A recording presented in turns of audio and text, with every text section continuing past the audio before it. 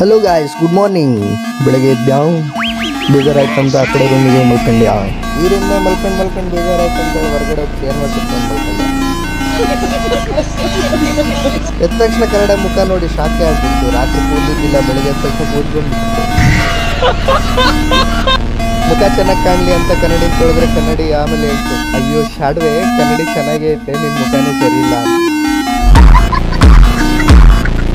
Daily idli chutney ತಿಂದು bore ಆಗೈತೆ ಅಂತೇಳಿ ಇವತ್ತು ಬಾಳೆ ಚಟ್ನಿ ತಿಂದ್ಬಿಟ್ಟೆ.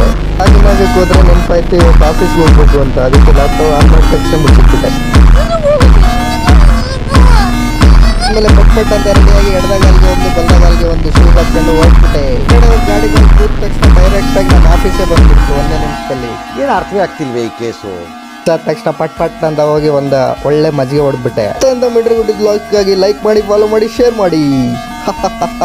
ಬಾಯ್ ಬಾಯ್.